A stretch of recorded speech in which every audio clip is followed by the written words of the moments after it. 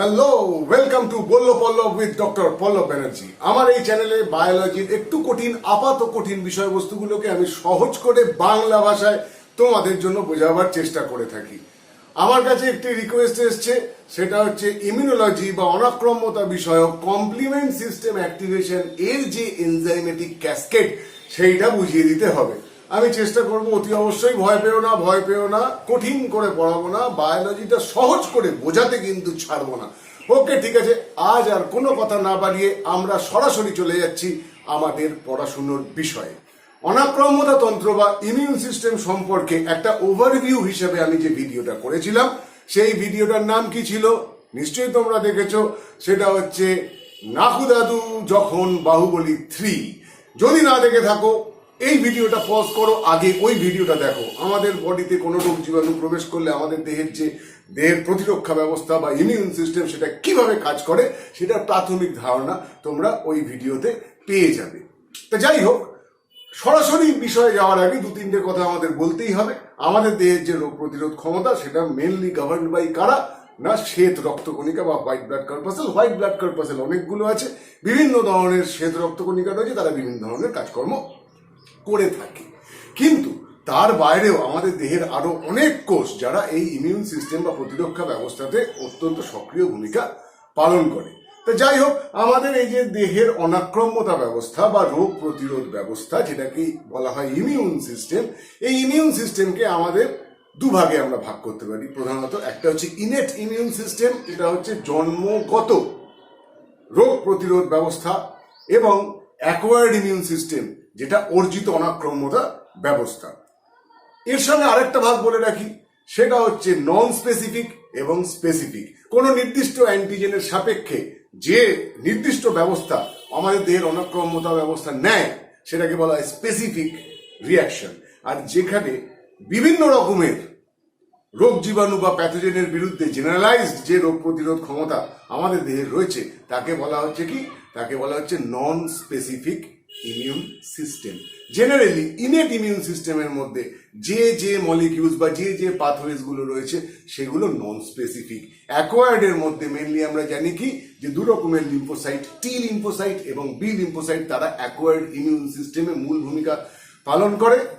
এবং তার মধ্যে যে বি সেল, সেই বি সেলটা প্লাজমা সেলে রূপান্তরিত হয়ে সেখান থেকে প্রতিটি নির্দিষ্ট অ্যান্টিজেনের জন্য নির্দিষ্ট অ্যান্টিবডি তৈরি করে, এবং তার ফলে অ্যান্টিজেন অ্যান্টিবডি রিয়াকশন হয়। This is highly specific. তার মানে কি, বি সেল এবং টি সেল তারা কিসে অংশগ্রহণ করে, অ্যাকোয়ার্ড ইমিউন সিস্টেমে এবং স্পেসিফিক ইমিউন সিস্টেমে। আর বাকি আমাদের দেহের বাকি যা অনেক রকমের কোষ, তারা কিন্তু ওরা নির্দিষ্ট অ্যান্টিজেনের সাপেক্ষে ব্যবস্থা নেয় না, তারা নন স্পেসিফিক ওয়েতে রোগ জীবাণুর বিরুদ্ধে ব্যবস্থা নেয়, এবং তাদের বেশিরভাগটাই ইনেট ইমিউন সিস্টেমের বা জন্মগত অনাক্রম্য ব্যবস্থার বা তন্ত্রের অন্তর্গত। যদি আমি ওই যে বাহুবলী 3 কেল্লা অভিযান সেইটাকে যদি দেখি, তাহলে সেখানে কি দেখবো, দুর্গ ছিল, দুর্গের সামনে একটা বড় পাঁচিল ছিল, পাঁচিলের পরে পরীক্ষা ছিল, পরীক্ষায় কুমির ছিল, এই পর্যন্ত যে ব্যবস্থা, অর্থাৎ আমাদের দেহের ত্বক, মিউকাস এবং বেশ কিছু আমাদের দেহের প্রতিরক্ষার কোষ, যাকে সামনে পায় তাকেই খেয়ে ফেলে বা রোগ জীবাণুকে দেহে প্রবেশ করতে মেকানিক্যালি বাধা দেয়, এগুলো সমস্তটাই হচ্ছে কি নন স্পেসিফিক ইমিউন সিস্টেম। আর স্পেসিফিক ইমিউন সিস্টেম কোথায়, যখন রোগ জীবাণু কিনা দুর্গের ভেতরে ঢুকে পড়ে, তখন তো দুর্গে নিজেদের লোককে মারলে হবে না, রোগ জীবাণুগুলোকে আগে চিহ্নিত করতে হবে, তাদেরকে মারতে হবে, সেই জন্য স্পেসিফিক ইমিউন সিস্টেম। আশা করি বুঝতে পেরেছো। যাদের একটু বুঝতে অসুবিধা হচ্ছে, আমি তোমাদের বারবার রিকোয়েস্ট করবো, তোমরা নাকুদাদু যখন বাহুবলী 3 আমার ভিডিওতে চলে যাও এবং সেখান থেকে এই ভিডিওটা অতি অবশ্যই দেখো। আর কমপ্লিমেন্ট কি, কমপ্লিমেন্ট হচ্ছে এক ধরনের প্রোটিন বলতে পারো, যেটা আমাদের দেহের রক্তের মধ্যে পাওয়া যায়, যার 5% to 15% সিরাম গ্লোবিউলিন। এবং এই কমপ্লিমেন্ট যে প্রোটিনগুলি, সেগুলি কিসের তৈরি হয় না, হেপাটোসাইটসের দ্বারা তৈরি হয়। হেপাটোসাইটস মানে কি, লিভার সেল। তাহলে আমাদের যকৃৎ, সেও কিন্তু অনাক্রম্যতা ব্যবস্থা বা তন্ত্র সেইটাতে অনেক রকম ভাবে যোগদান করে থাকে। এবং এই যে কমপ্লিমেন্ট সিস্টেম বা এই কমপ্লিমেন্টের যে প্রোটিনগুলো, সেগুলো মূলত তৈরি হয় কোথায়, মূলত তৈরি হয় যকৃতের কোষে বা হেপাটোসাইটসে। আর কি, এরা সবাই কুম্ভকর্ণ। কুম্ভকর্ণ যেমন ক্রিটিক্যাল কন্ডিশনে তাকে জাগিয়ে তোলা হয় এবং তারপরে সে হই হই হই হই করে লড়াইতে চলে যায়, ঠিক তেমনি এই যে কমপ্লিমেন্ট প্রোটিনগুলো যেগুলো হেপাটোসাইটস থেকে বা যকৃৎ থেকে তৈরি হলো, সেইগুলো কি হয়, সেইগুলো কিনা ইনঅ্যাক্টিভ অবস্থায় জাইমোজেন বা প্রোএনজাইম হিসাবে থাকে। ঠিক আছে, এবার তারপরে তাদেরকে কি করতে হবে, তাদেরকে অ্যাক্টিভ এনজাইমে কনভার্ট করতে হয়। এবার এই অ্যাক্টিভ এনজাইমে কনভার্ট করার জন্য কি করতে হয়, কি মনে রাখবে যে দেখো আমি শুধুমাত্র বায়োলজি তো পড়াচ্ছি তা তো নয়, এই যে লকডাউনের দীর্ঘ প্রথম 2 মাস আমি খেয়েছি দিয়েছি এবং আমার ওজন প্রচন্ড বেড়ে গেছে এবং তারপর আমি ক্রমশ ওজন কমছি। হ্যাঁ, ভালো কথা, তোমরা অতি অবশ্যই কমেন্টে লিখবে যে আমাকে দেখে একটু রোগা লাগছে কিনা, আমার কিন্তু বডি ওয়েট কমছে এবং এর আপডেটও তোমরা পেয়ে যাবে। তো যাই হোক, তাহলে আমি যেহেতু নিজেকে বেশি অ্যাক্টিভ করতে চাইছি, ফিজিক্যালি অ্যাক্টিভ করতে চাইছি, তার জন্য আমি কি করছি না, আমার বডি থেকে ফ্যাট রিডিউস করার চেষ্টা করছি। ঠিক একইভাবে কমপ্লিমেন্ট সিস্টেমে যতগুলো মলিকিউল আছে, সেই মলিকিউলগুলো কিভাবে অ্যাক্টিভেট হয় না ক্লিভিং এর মাধ্যমে। অর্থাৎ এই যে কমপ্লিমেন্টের প্রোটিনগুলো, সেগুলো প্রোটিলাইটিক এনজাইম দিয়ে ক্লিভড হয়, কাটা যায়, দুটো সাব ইউনিটে ভাগ হয়ে যায়, ঘ্যাচাং ফু একদম বলি দেওয়া হলো, মুন্ডু একদিকে ধর একদিকে। তাহলে সেই মুন্ডুটা ছোট, ধরটা হচ্ছে বড়, মুন্ডুটা ইনঅ্যাক্টিভ এবং ধরটা তখন হয়ে যায় অ্যাক্টিভ। একটুখানি অন্যরকম, হ্যাঁ, বলি করলে আমরা অ্যাক্টিভ মানুষ ইনঅ্যাক্টিভ হয়ে যাই, এটা ঠিক তার উল্টো। বুঝতে পেরেছো? তারপরে যেটা রয়েছে সেটা হচ্ছে রিয়াকশন ক্যাসকেড অর ক্যাসকেডিক রিয়াকশন। দেখো আমাদের দেহের, আমরা যত বড় হবো তত একটুখানি বায়োলজিটা জটিল হয়ে যায়। তা আমরা আমাদের দেহের যে কোনো পদ্ধতি, ধরো আমাদের খাদ্য গ্রহণ করা হলো এবং তার পরিপাক পদ্ধতি, আমরা এতদিন কি পড়ে এসেছি, প্রোটিন পরিপাককারী উৎসেচক অমুক অমুক অমুক অমুক অমুক। এবার এই যে প্রোটিন পরিপাককারী উৎসেচক, এগুলো প্রোএনজাইম হিসেবে থাকে, তাহলে এদেরকেও অ্যাক্টিভ ফর্মে নিয়ে আসতে হয়। তার জন্য যে পদ্ধতি, তার আগে আরেকটা পদ্ধতি আছে, অর্থাৎ সিরিজ অফ পর পর পর পর অনেকগুলি এনজাইমেটিক রিয়াকশন যদি কোনো একটা নির্দিষ্ট কাজকে সম্পাদনা করে, তখন তাকে বলা হয় রিয়াকশন ক্যাসকেড। আমি একটা সহজ করে উদাহরণ দিচ্ছি। কিরকম উদাহরণ?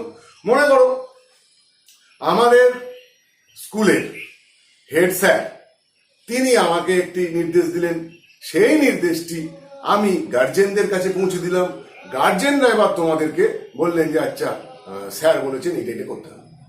তাহলে অ্যাকচুয়ালি কি হলো, এবার হেড স্যার তার কাছে রিয়াকশন, এবার সে তার কাছে যে অর্ডারটা এসছে সেটা কোথা থেকে এসছে, সেটা সরকারের কাছ থেকে, ডিআই অফিস থেকে। তাহলে ডিআই অফিস, তারপরে তিনি একটা কাজ করলেন, সেই কাজটার ফলে হেড স্যার তিনি চার্জটা হয়ে গেলেন, অ্যাক্টিভেট হয়ে গেলেন। হেড স্যার আবার আমাকে একটা নির্দেশ দিলেন, আমি অ্যাক্টিভ হলাম, আমি আবার তোমাদের গার্জেনদের একটা কিছু নির্দেশ দিলাম, তারা অ্যাক্টিভ হলেন, তারা গিয়ে তোমাদেরকে বললেন, তবে তোমরা অ্যাক্টিভ হলেন। তাহলে কাজটা কারা করছে? তোমরা করছো। কিন্তু তোমরা যে কাজটা করছো তার আগে অনেকগুলো ধাপে তোমাদের কাছে নির্দেশটা এসে পৌঁছচ্ছে, এটা হচ্ছে enzymatic cascade. Next, amplification of response.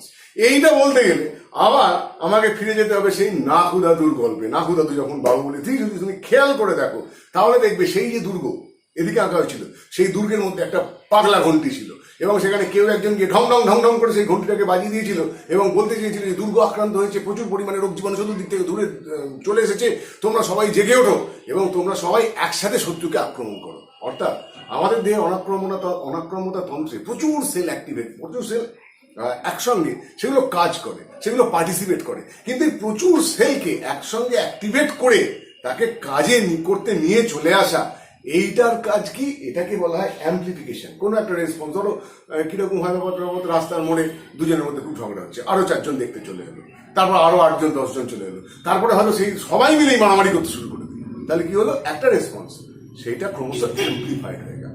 তাহলে আমার দেহের মধ্যে যদি কোনো রোগ জীবাণু ঢোকে, তাহলে আমি একা লড়াই করবো? কেবলমাত্র একটা বি লিম্ফোসাইট, একটা টি লিম্ফোসাইট, একটা ম্যাক্রোফাজ, এরকম ভাবে তো লড়াইটা হবে না। তারা লড়াই শুরু করবে এবং তারা চেষ্টা করবে লড়াই করতে করতে আমার বাকি সঙ্গী সাথীদের ডেকে আনি, তাতে কি হবে? লড়াইটা আরো জোরে করা যাবে, ভালোভাবে করা যাবে, ইন্টেন্স ফাইট করা যাবে। এটাই হচ্ছে অ্যাম্প্লিফিকেশন রেসপন্স। তাহলে এই যে বিষয়বস্তুগুলো বললাম, এগুলো কে করে? Complement system. ঠিক আছে। আর তার আগে কেন non specific, specific, innate, acquired immunity নিয়ে কথা বলেছি? তার কারণ এই কমপ্লিমেন্ট সিস্টেম, এটা ইনেট ইমিউনিটি এবং অ্যাকোয়ার্ড ইমিউনিটি, এই দুটোর মধ্যে একটা যোগসূত্র সাধনের কাজ করে। ঠিক আছে। তাহলে আমাদের ভূমিকা শেষ। এবার আমরা অ্যাকচুয়ালি চলে যাব আমাদের কমপ্লিমেন্ট সিস্টেম কিভাবে কাজ করে সেইটা। কমপ্লিমেন্ট সিস্টেম সেটা অ্যাক্টিভেশনের, সেটা অ্যাক্টিভ হওয়ার তিনটে পদ্ধতি আছে। একটা হচ্ছে ক্লাসিক্যাল সিস্টেম, একটা অল্টারনেটিভ পাথওয়ে, আর একটা হচ্ছে লেকটিন পাথওয়ে। তাহলে প্রথমে আমি ক্লাসিক্যাল পাথওয়ে সেটা কি সেইটাকে দেখি। প্রথম দেখো, আমি একটুখানি ক্যামেরার বাইরে যাই, তোমাদের দেখতে সুবিধা হবে। দেখো, অ্যান্টিজেন অ্যান্টিবডি কমপ্লেক্স কখন গঠিত হয়? আমাদের দেহে যখন কোনো অ্যান্টিজেন প্রবেশ করে এবং তার এগেনস্টে যখন বিসেল থেকে। ক্লাসিক্যাল পাথওয়েতে কমপ্লিমেন্ট সিস্টেম অ্যাক্টিভেশন কখন শুরু হয়? যখন আমাদের দেহে কোনো অ্যান্টিজেন প্রবেশ করে, বিসেল থেকে অ্যান্টিবডি তৈরি হয়, অ্যান্টিজেন অ্যান্টিবডি কম্পাউন্ড তৈরি হয় এবং তার মধ্যে বিভিন্ন রকম অ্যান্টিবডি থাকে। তার মধ্যে যেটা হচ্ছে আইজিএম, সেই আইজিএম এর এফসি সেগমেন্টে এগুলো অ্যান্টিবডি যখন গঠন করাবো তখন তো অতি অবশ্যই বলবো।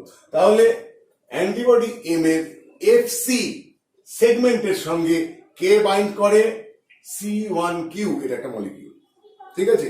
তাহলে C1q R2S2 এই টোটালটা হচ্ছে ক্লাসিক্যাল কমপ্লিমেন্ট অ্যাক্টিভেশনের প্রথম একটা ম্যাক্রোমলিকিউল। তাহলে একটা ম্যাক্রোমলিকিউল মানে বড় মলিকিউল, সে এবার বেশ কিছু সাব ইউনিট নিয়ে তৈরি। সেই সাব ইউনিট গুলো কি কি? C1q, দুটো R আর দুটো S, এই সবটা একসঙ্গে থাকে, একসঙ্গে থেকে তৈরি করে কি? C1q R2S2। এবং এই যে C1q R2S2 এর C1q যে সাব ইউনিট সেইটা অ্যান্টিজেন অ্যান্টিবডি কমপ্লেক্সের সঙ্গে বাইন্ড করতে সক্ষম। তাহলে যে মুহূর্তে C1q R2S2 সেটা অ্যান্টিজেন অ্যান্টিবডি কমপ্লেক্সের সঙ্গে বাইন্ড করে ফেলে, সঙ্গে সঙ্গে সেইটা নিজে অ্যাক্টিভেটেড হয়ে যায়। বুঝতে পেরেছো? এবং এখানে দেখো, এই যে মাত্রা দেখতে পাচ্ছ, এটা মাত্রা না, এটা বোঝাচ্ছে যে এটা হচ্ছে অ্যাক্টিভ এনজাইম। তাহলে এই যে অ্যাক্টিভ C1q R2S2 সেটা এবার কি করবে?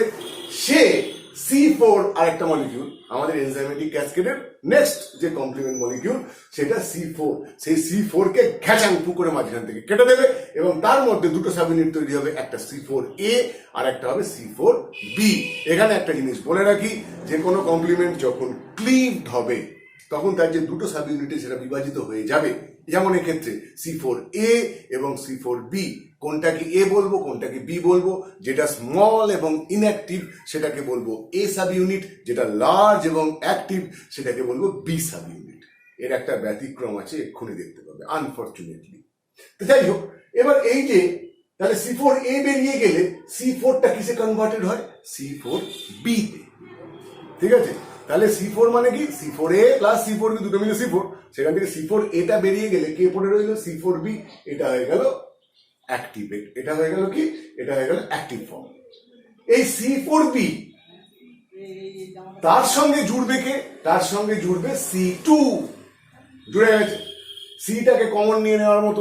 সিটাকে আর লেখা হয়নি, কি লেখা হয়েছে? C4B2। তাহলে কি হলো না, C4B এর সঙ্গে কে জুড়লো? C4B এর সঙ্গে জুড়লো C2, তৈরি করলো কি? C4B2। আমি প্রথম দিকটা বলে একটু ধীরে বলছি, বুঝে নাও, খুব সহজ জিনিস। তারপরে এই যে C1q R2S2 এ যেমন C4 কে ক্লিভ করেছিল, সে আবার C4B2 এটাকে ক্লিভ করবে, কেটে দেবে এবং সেখান থেকে C2B বেরিয়ে যাবে। তাহলে পড়ে রইল কি? C4B, সেটা এখান থেকেই ছিল। তার সঙ্গে যুক্ত হয়েছিল কে? C2, সেই C2র C2B যেটা সেটা বেরিয়ে গেছে। তাহলে কে পড়ে রয়েছে? C2A। কার সঙ্গে জুড়ে আছে? না C4B এর সঙ্গে। তাই টোটাল জিনিসটা কি হলো? C4B2A। একটু আগেই বলছিলাম ব্যতিক্রম, ব্যতিক্রম চলে এসেছে।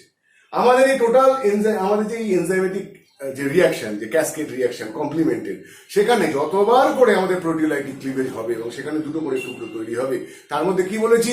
যেটা ছোট এবং ইনঅ্যাক্টিভ, নিষ্ক্রিয়, সেটাকে বলা হবে এ সাব ইউনিট। যেটা বৃহৎ এবং সক্রিয় সেটাকে বলা হবে বি সাব ইউনিট। কিন্তু তার ব্যতিক্রম কি? তার ব্যতিক্রম হচ্ছে এই ক্ষেত্রে C2 এর ক্ষেত্রে, যেটা ছোট এবং ইনঅ্যাক্টিভ তার নাম দেওয়া হয়ে গেছে C2B, এবং যেটা বড় এবং অ্যাক্টিভ সেটার নাম দেওয়া হয়েছে C2A। এত যদি বোঝা গেছে। আর একটা কথা বলে দিই, এই যে ক্লাসিক্যাল পাথওয়ে এটা কখন অ্যাক্টিভেটেড হবে বললাম তো? অ্যান্টিজেন অ্যান্টিবডি কমপ্লেক্স এবং আর কার কার ক্ষেত্রে? স্পেসিফিক্যালি গ্রাম নেগেটিভ ব্যাকটেরিয়ার ক্ষেত্রে এবং বিভিন্ন প্রাণী ভাইরাসের ক্ষেত্রে। চেনা চেনা লাগছে, এখন একটা প্রাণী ভাইরাস খুব গন্ডগোল করছে, আসবো তার কথা। তো যাই হোক, এই যে C4B2A এ এবার কি করবে, এ C3 কনভার্টেজ হিসেবে কাজ করবে, অর্থাৎ C3 কে ক্লিপ করে দেবে। ক্লিপ করে দিয়ে তাহলে C3 কে ক্লিপ করে দেবে, করে দিয়ে C3A সেটা বেরিয়ে যাবে এবং কে অ্যাক্টিভ হিসেবে পড়ে থাকবে C3B। অর্থাৎ এই জায়গাটা ভালো করে বোঝো,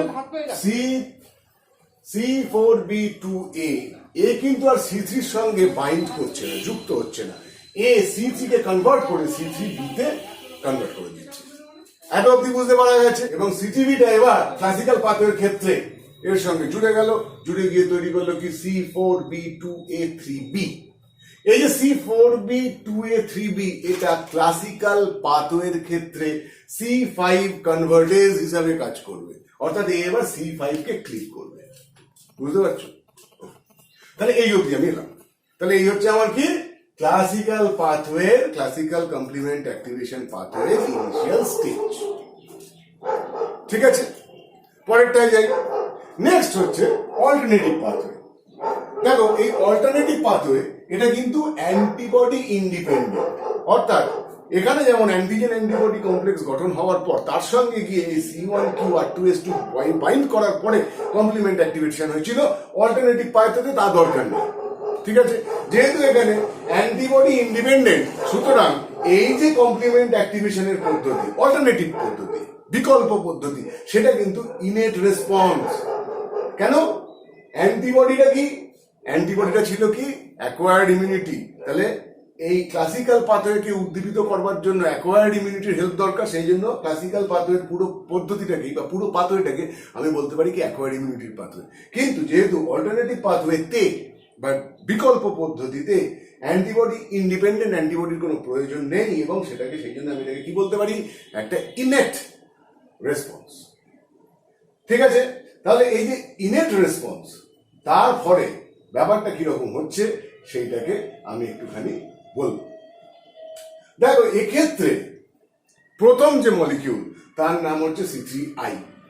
এই C3I এর সঙ্গে কে যুক্ত হয়? Factor B. অল্টারনেটিভ সিস্টেমের নোমেনক্লেচার কিন্তু একটু আলাদা। তাহলে C3I এর সঙ্গে কে যুক্ত হলো? Factor B. ওটাকে আমরা ফ্যাক্টর বি লিখতে পারি বা শুধু বি লিখতে পারি, কিন্তু এক্ষেত্রে এটা ওই সাব ইউনিট বিটা নয়, সাব ইউনিট বি হলে হবে স্মল, এটা দেখো ক্যাপিটাল। তাহলে কি তৈরি হলো? C3I, তার সঙ্গে জুড়লো কে? ফ্যাক্টর বি, ক্যাপিটাল হয়েছে।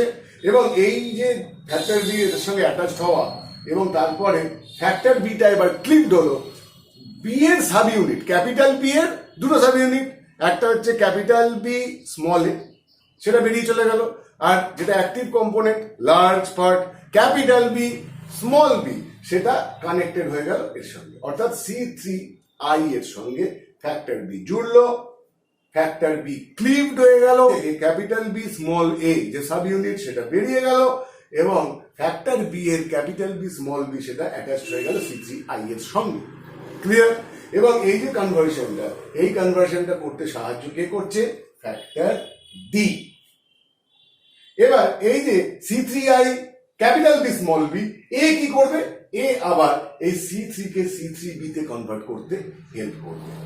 এতটুকু বোঝাতে পেরেছি? তাহলে এইবার আমরা আগেই দেখেছি যে C3 যেটা, সেটা অ্যাক্টিভ ফর্ম কি? C3B। এই C3Bটা মাইক্রোবের যে সেল ওয়াল বা সেল মেমব্রেন তার উপরে কোটেড হয়ে যায়। ঠিক আছে, তাহলে যে C3B molecule coated on microbes, তার সঙ্গে আবার ফ্যাক্টর বি জয়েন করতে পারে। তাহলে ফ্যাক্টর বি কেবলমাত্র C3I এর সঙ্গে বা ইনঅ্যাক্টিভের সঙ্গে জয়েন করছে না, সে আবার অ্যাক্টিভ C3B এর সঙ্গে জয়েন করে যাচ্ছে, এবং করে তৈরি কি করছে? C3B capital B. সেখান থেকে আবার তার factor B a sub unit সেটা ক্লিভ আউট হয়ে যাচ্ছে, এবং তারপর কি তৈরি করছে? C3 small B. C3 small B মানে এইটা, তার সঙ্গে কে জুড়েছে? Factor B. তার ফ্যাক্টর বি এর কোন পার্টটা অ্যাটাচ আছে? ফ্যাক্টর বি এর স্মল পার্ট, সেই জন্য capital B small B, capital B small a বেরিয়ে গেছে। এ ইন্টার্ন আবার কি করবে? আরো ফার্দার C3B কে এইটাতে কনভার্ট করবে। ওকে, তার মানে ধরো আমাদের যে ক্লাসিক্যাল পদ্ধতি সেখানে অ্যান্টিজেন অ্যান্টিবডি ইন্টারাকশনের মাধ্যমে যে C3 থেকে C3b তে কনভার্টেড হচ্ছিল, এবার তার পরবর্তী যে কাজগুলো সেগুলো করছিল। অ্যান্টিজেন অ্যান্টিবডি রিয়াকশন ব্যতি রেখে যদি C3b কে অ্যাক্টিভেট করতে হয়, তাহলে আমাদের কোন পদ্ধতি পড়ে রইলো বা কোন পাথওয়ে রইলো না অল্টারনেটিভ পাথওয়ে। ওকে, একটু জটিল লাগছে, ঠিক আছে, কোনো ব্যাপার না। এরপর আরেকটা পাথওয়ে পড়ে রয়েছে, সেটা হচ্ছে লেকটিন পাথওয়ে। কিসের না কমপ্লিমেন্ট অ্যাক্টিভেশনের থার্ড পাথওয়ে। তাহলে ফার্স্ট পাথওয়ে কি ছিল? Classical pathway. সেকেন্ড পাথওয়ে কি ছিল? Alternative pathway. আর থার্ড পাথওয়ে কি? থার্ড পাথওয়ে হচ্ছে লেকটিন পাথওয়ে। তাহলে লেকটিনটা কি? লেকটিন হচ্ছে এমন এক ধরনের প্রোটিন যারা কার্বোহাইড্রেটের সঙ্গে অ্যাটাচ থাকতে পারে। কোন ধরনের কার্বোহাইড্রেট? অবভিয়াসলি মাইক্রোবের সেল ওয়ালের বা সেল মেমব্রেনের যে গ্লাইকোপ্রোটিন গুলো থাকে, অর্থাৎ প্রোটিনের সঙ্গে যে কার্বোহাইড্রেট গুলো থাকে, বা গ্লাইকোলিপিড গুলো থাকে, অর্থাৎ যে লিপিড মেমব্রেনের সঙ্গে যে কার্বোহাইড্রেট গুলো থাকে, তার সঙ্গে বাইন্ড করতে পারে, আটকাতে পারে একটা প্রোটিন, তার নাম হচ্ছে লেকটিন। আর এই যে বিভিন্ন ধরনের আমাদের যে কার্বোহাইড্রেট গুলো রয়েছে, যেগুলো মেমব্রেন প্রোটিনের সঙ্গে বাইন্ড করে থাকে বা মেমব্রেন লিপিডের সঙ্গে বাইন্ড করে থাকে, অর্থাৎ গ্লাইকোপ্রোটিন অথবা গ্লাইকোলিপিড বা পেপটাইডোগ্লাইক্যান, তার একটা ক্লাসিক্যাল এক্সাম্পলের নাম কি? ম্যানোজ। তাহলে লেকটিন কি করতে পারে? কোনো পরজীবীর বা কোনো প্যাথোজেনের সেল ওয়াল বা সেল মেমব্রেনের যে ম্যানোজ আছে কার্বোহাইড্রেট, তার সঙ্গে বাইন্ড করতে পারে লেকটিন। সেই জন্য একে বলা হয় কি? Mannose binding lectin. ভালো কথা।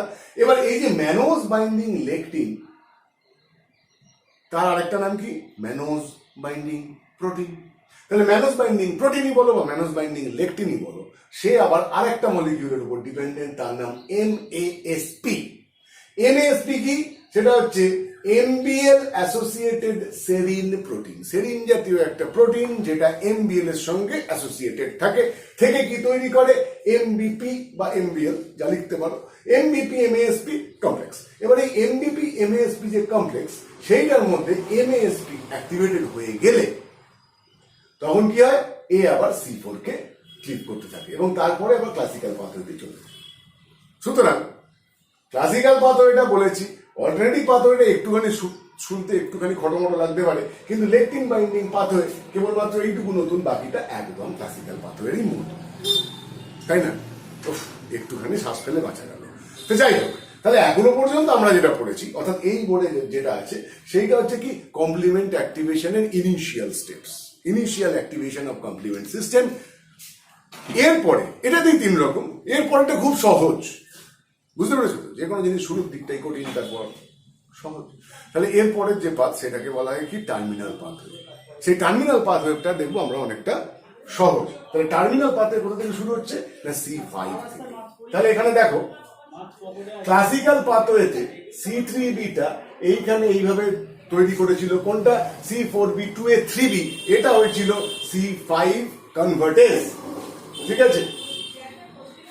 অল্টারনেটিভ পাথওয়েতে এই যে C3b capital B small B, এ আবার C3b এর সঙ্গে বাইন্ড করেছে। তাহলে দুটো কাজ করছে, C3b capital B small B, এ দুটো কাজ করছে। একটা কাজ কি? C3 থেকে C3b প্রোডাকশন আরো বাড়ানো। আর সেকেন্ড কাজ কি? এ C3b এর সঙ্গে বাইন্ড করে তৈরি করছে কি? C3 small B capital B small B 3 small b. ভালো করে নোমেনক্লেচারের কাজটা বা নামটা কেন হলো মনে রাখো। তাহলে দেখো, প্রথমে হচ্ছে C3 small B capital B small b, সেটা কোনটা? এটা। তাহলে C3 small B capital B small b, এই যে সাব ইউনিট, এই সাব ইউনিটটা আবার কার সঙ্গে জুড়েছে? C3b এর সঙ্গে। সেই জন্য তারপরে আবার C3b। তাহলে টোটাল যে একটা মলিকিউল হলো, সেটার নাম কি হলো? C3 small B capital B small B 3 small B. এ কি করবে? C5 কনভার্টেজ হিসেবে কাজ করবে। কোন পাথওয়েতে? অল্টারনেটিভ পাথওয়েতে। কোন অল্টারনেটিভ পাথওয়েতে কাজ? এবং ক্লাসিক্যাল পাথওয়েতে C4b2a3b, এও কি হিসাবে কাজ করবে? C5 কনভার্টেজ হিসাবে কাজ করবে। করলো, C5 কে ঘাচাং করে কেটে দিল, তার থেকে দুটো সাব ইউনিট বেরোলো, C5a C5b। C5 যে মুহূর্তে C5B তে কনভার্টেড হলো তারপর থেকে আমাদের চলে গেল কি না কমপ্লিমেন্ট অ্যাক্টিভেশনের টার্মিনাল পাথওয়ে বা লাস্ট পাথওয়ে। সেখানে কিন্তু আর ক্লিভিং এর কোনো সমস্যা নেই। এই C5B এর সঙ্গে পরপর যে কমপ্লিমেন্ট প্রোটিনগুলো অ্যাটাচড হবে C6, C7, C8, C9 এবং তাই তৈরি করবে কি C5B, তারপর 6, 7, 8, 9। এই যে টোটাল পার্টটা সেটা কি গঠন করবে? সেটা গঠন করবে membrane attack complex or Mac. এই মেমব্রেন অ্যাটাক কমপ্লেক্স তাহলে কি করবে? এই মেমব্রেন অ্যাটাক কমপ্লেক্স গিয়ে আমাদের যে প্যাথোজেনের সেল মেমব্রেন সেই সেল মেমব্রেনের উপরে অ্যাটাক করবে এবং প্যাথোজেনটাকে ধ্বংস করবে। প্যাথোজেনকে ধ্বংস করবার জন্য কমপ্লিমেন্ট সিস্টেম কি কি করতে পারে?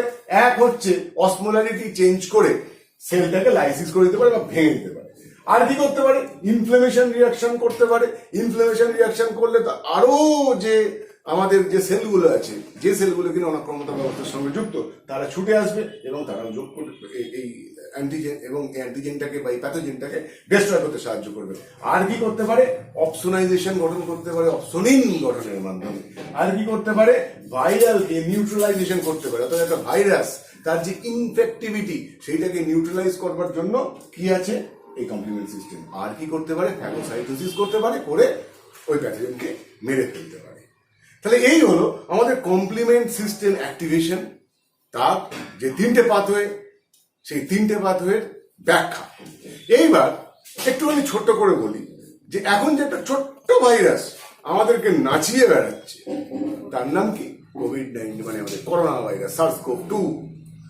এই যে SARS-CoV-2 বা কোভিড-19 এটাও আলটিমেটলি কিন্তু একটা ভাইরাস এবং এই ভাইরাসের বিরুদ্ধে ইনেট এবং অ্যাকোয়ার্ড দুটো ইমিউন সিস্টেমের মাধ্যমে আমরা লড়াই করতে পারি। এবং এই যে কমপ্লিমেন্ট সিস্টেম একটা জটিল সিস্টেম, এর সঙ্গে অনেক মলিকিউল দরকার, অনেক প্রোটিন দরকার, তাই তো? এবং এই কমপ্লিমেন্ট সিস্টেমটা ঠিকঠাক ভাবে যদি আমাদের কাজে লাগাতে হয় তার জন্য কি দরকার? তার জন্য আমাদের দরকার হেলদি। একটা হেলদি মানুষ তার ইমিউন সিস্টেম সেইটা অলরেডি বুস্টেড আপ থাকে এবং তার ফলে একটা যদি সুস্থ এবং সক্রিয় ইমিউন সিস্টেম আমাদের মধ্যে আমরা গঠন করে ফেলতে পারি তাহলে কোভিড-19 আমাদের অতটা ভয় পাওয়ার কারণ নেই। তার কারণ আমাদের দেহে কোভিড-19 সঙ্গে লড়াই করবার জন্য প্রয়োজনীয় সকল রকম অস্ত্রশস্ত্র মজুদ আছে। শুধু আমাদের দরকার কি? আমাদের দরকার অস্ত্রগুলো শান দিয়ে রাখা এবং ব্যাটারিগুলোতে চার্জ দিয়ে রাখা। সেটা আমরা করবো কিভাবে? হেলদি ইটিং এর মাধ্যমে এবং বিভিন্ন স্বাস্থ্যকর যে জীবনধারামূলক যে ব্যবস্থা নেওয়ার সেগুলোর মাধ্যমে, একটু এক্সারসাইজ করার মাধ্যমে, মন টেনশন ফ্রি রাখার মাধ্যমে এবং তার সঙ্গে অতি অবশ্যই আমরা তো কেউ যেচে শত্রুকে আমাদের ঘরে আসতে দেব না, সেই জন্য মাস্ক পরবে, হাত স্যানিটাইজ করবে, সোশ্যাল ডিস্টেন্সিং মেনটেন করবে, কিন্তু কখনো প্যানিকড হবে না। তার কারণ আমাদের প্যানিকড হলে যে স্ট্রেস আমাদের মাইন্ডে এবং বডিতে আসে সেটা কিন্তু আলটিমেটলি আমাদের যে ইমিউন সিস্টেম, একটা এত সফিস্টিকেটেড ইমিউন সিস্টেম, সেই ইমিউন সিস্টেমকে সাপ্রেস করে দেয়, তাই না? পরীক্ষার আগে আমরা যদি প্রচন্ড টেন্সড হয়ে যাই তাহলে আমরা যতটা ভালো পড়া তৈরি করেছিলাম ততটা ভালো পরীক্ষা দিতে পারি কি? ঠিক একই রকমই এই কোভিড-19 এটা আমাদের কাছে একটা পরীক্ষা। প্রথম আমরা চেষ্টা কি করবো? তাকে আমাদের বডিতে ঢুকতে দেবো না। তার জন্য যা যা প্রিকশনারি মেজার নেওয়ার সেগুলো আমরা অতি অবশ্যই নেব এবং তার সঙ্গে আমাদের যে ইনেট এবং আনস্পেসিফিক ইমিউন সিস্টেম আছে তারা তাদের কাজ করবে। যদি আমাদের বডিতে ঢুকে পড়েও কোভিড-19, তার জন্য কমপ্লিমেন্ট সিস্টেম আছে, অ্যান্টিজেন অ্যান্টিবডি রিয়াকশন আছে, তার জন্য ফ্যাগোসাইটোসিস আছে, অনেক রকমের অস্ত্রশস্ত্র নিয়ে আমরা প্রস্তুত হয়ে আছি। সুতরাং ভয় পাওয়ার কোনো কারণ নেই, সাবধান থাকবো, ভয় পাবো না। এটাই হবে কোভিডের এগেনস্টে লড়াই করবার জন্য আমাদের মূল মন্ত্র। আজকের ক্লাস এখানেই শেষ। যদি আমার এই ক্লাসটা ভালো লেগে থাকে তাহলে অতি অবশ্যই ভিডিওটাতে লাইক করবে, শেয়ার করবে এবং হ্যাঁ, নিজেরা অবশ্যই আমার চ্যানেল সাবস্ক্রাইব করো এবং তোমাদের বন্ধুদের বলো আমার চ্যানেলকে সাবস্ক্রাইব করতে। তোমাদের এই ধরনের অন্য কোনো টপিকে যদি কোনো রকমের প্রবলেম থাকে তাহলে অতি অবশ্যই আমাকে কমেন্ট করো, আমি সেই টপিকটার উপরে ভিডিও করবার চেষ্টা করব। এবং এইটা বোর্ডে যে চার্টটা লিখেছি, এই চার্টটা একটু মাথা ঘামিয়ে তৈরি করেছি, এটা অতি অবশ্যই প্রত্যেকে নোট ডাউন করবে। যদি বুঝতে অসুবিধা হয় ভিডিওটা আর কয়েকবার দেখে নিও, তাহলে আশা করি তোমাদের এই কমপ্লিমেন্ট সিস্টেম কিভাবে অ্যাক্টিভেটেড হচ্ছে এবং কিভাবে সেটা কাজ করছে সেটা বুঝতে আর কোনো রকম সমস্যা হবে না। Thank you.